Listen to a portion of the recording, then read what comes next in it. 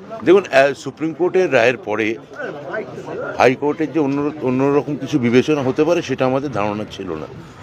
তো আমরা সেটা আইনি পথেই যাব। আমরা খুব দ্রুত দেশের সর্বোচ্চ ন্যায়ালয়ের কাছে হয়তো আজকেই আমাদের মেনশন করা হবে।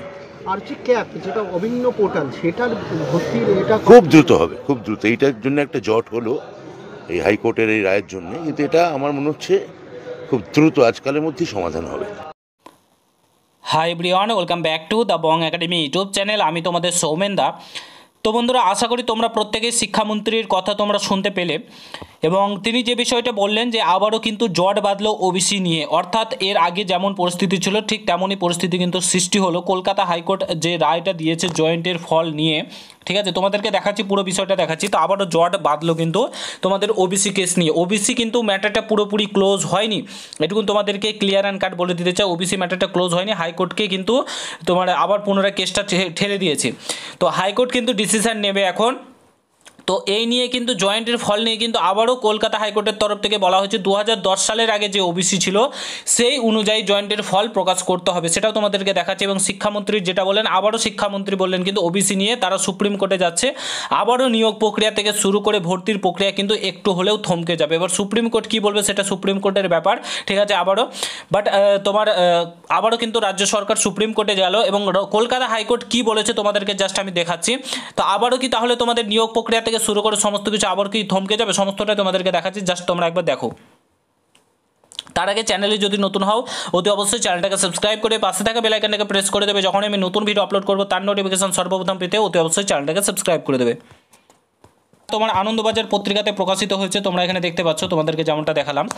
হাইকোর্টের নির্দেশকে চ্যালেঞ্জ করে শুক্রবারই সুপ্রিম কোর্টে যাচ্ছে রাজ্য, ঠিক আছে, জানিয়ে দিলেন শিক্ষামন্ত্রী ব্রাত্য বসু, ঠিক আছে, জট কাটবেন, ঠিক আছে, এখানে বলে দিয়েছে। তারপরে দেখো বলেছে বৃহস্পতিবার রাজ্যের জয়েন্টের যে ফল ঘোষণা হবে তা হবে বলে জানানো হয়েছিল, কিন্তু ওবিসি সংক্রান্ত জটিলতার কারণে ফের সেই ফল প্রকাশ নিয়ে কিন্তু জটিলতা তৈরি হলো। বৃহস্পতিবার কলকাতা হাইকোর্টে জয়েন্টের যে ফল মামলা নিয়ে নতুন ওবিসি তালিকা নিয়ে আপত্তি জানিয়েছিল বিচারপতি কৌশিক চন্দ্র, ঠিক আছে।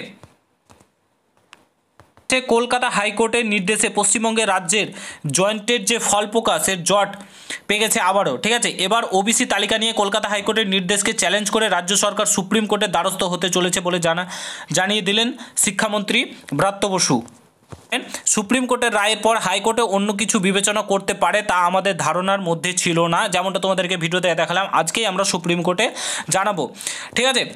দীর্ঘ টালবাহানার পর 7 আগস্ট বৃহস্পতিবার রাজ্যের জয়েন্টের ফল ঘোষণা হবে বলে জানানো হয়েছিল, কিন্তু ওবিসি সংক্রান্ত জটিলতার কারণে ফের সেই ফল প্রকাশ নিয়ে অনিশ্চয়তা তৈরি হয়েছে। বৃহস্পতিবার কলকাতা হাইকোর্টে জয়েন্টের যে ফল নিয়ে মামলা করা হয়েছিল নতুন ওবিসি তালিকা নিয়ে আপত্তি জানিয়েছেন বিচারপতি কৌশিক চন্দ্র। আদালত বলেছে নতুন ওবিসি তালিকা মেনে মেধা তালিকা প্রকাশ করা যাবে না, তালিকা প্রকাশ করতে হলে পুরনো বিধি মেনেই কিন্তু প্রকাশ করতে হবে, এটা কিন্তু স্পষ্ট বলে দিয়েছে। অর্থাৎ 2010 সালের আগে যে ওবিসি লিস্ট ছিল সেই অনুযায়ী কিন্তু তোমার জয়েন্টের ফল প্রকাশ করতে হবে আগামী 15 দিনের মধ্যে, ঠিক আছে। এটা কিন্তু তোমার কলকাতা হাইকোর্টের তরফ থেকে রায় দেওয়া আছে, এবং সুপ্রিম কোর্টে কিন্তু আবার এটাকে নিয়ে চ্যালেঞ্জ করেছে রাজ্য সরকার, গেছে সুপ্রিম কোর্টে, ঠিক আছে। তো আবারও কিন্তু একটা জট বাঁধলো ওবিসি নিয়ে। তো এর জন্য ফের কি সমস্ত এক্সাম নিয়োগ প্রক্রিয়াগুলো পিছিয়ে, আমি কোনো ডিমোটিভেট করছি না, বাট এটাই সত্য। ওবিসি নিয়ে কিন্তু এখনও ভালো মতো জটিলতা রয়েছে, অত ইজি না। ওবিসি নিয়ে কিন্তু একটা ভালো মতো জটিলতা তৈরি হয়ে রয়েছে, ঠিক আছে। তো এটা কিন্তু অত সহজে মিটবে না। তবে একটা কথা তোমাদেরকে বলে রাখি, তোমাদের যে কেপির রেজাল্ট এগুলো প্রকাশিত হয়ে যাবে, এবং নিয়োগ প্রক্রিয়াগুলো তোমাদের চলবে আশা করি যতদূর মনে হচ্ছে যে নিয়োগ প্রক্রিয়াগুলো চালাবে রাজ্য সরকার যেমনভাবে চালাক।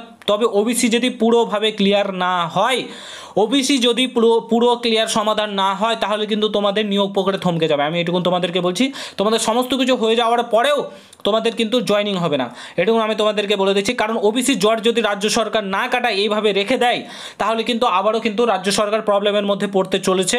এইভাবেই কিন্তু সমস্যার সম্মুখীন হতে হবে রাজ্য সরকারকে, এবং পরবর্তীকালে এর ভুক্তভোগী হব কিন্তু আমাদের মতন ছেলেমেয়েরা, তোমাদের মতন স্টুডেন্টরা কিন্তু এর ভুক্তভোগী হবে। তো রাজ্য সরকারকে করজোড়ে অনুরোধ এগুলো নিয়ে যাতে তাড়াতাড়ি সুরাহা করে নেয় এবং কলকাতা হাইকোর্ট যাতে তাড়াতাড়ি সুরাহা করে দেয়, তাতে নিয়োগ প্রক্রিয়া ভর্তির প্রক্রিয়া সমস্ত কিছু যাতে দ্রুততার সঙ্গে হয়।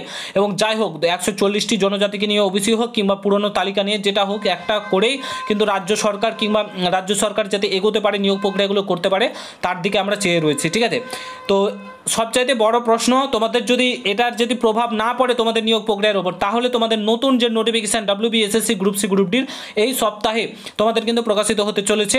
ঠিক আছে, এই সপ্তাহে প্রকাশিত হয়ে যাবে তোমাদের WBSSC গ্রুপ সি গ্রুপ ডির নোটিফিকেশান। আশা করি তোমাদেরকে বোঝাতে পেরেছি, চিন্তা নেই, এই নিয়ে কোনো টেনশন নেই, তোমরা তোমাদের বিন্দাস পড়াশোনা করো, এটা রাজ্য সরকার সামলে নেবে। এবং তোমাদের যেহেতু এক্সাম ডেট প্রকাশিত করে দিয়েছে, পুলিশের সমস্ত এক্সাম ডেট দিয়ে দিয়েছে, তো বসে থেকে লাভ নেই, জাস্ট প্রিপারেশনের দিকে ফোকাস করো এবং যতটা পারবে ফোকাস করো এবং নিজেকে তৈরি করো, কারণ সামনে এক্সাম, হাতে 3 থেকে 3.5 মাস সময় রয়েছে, এই সময়টাকে কাজে লেগে পড়াশোনার প্রিপারেশনের দিকে জোর দাও।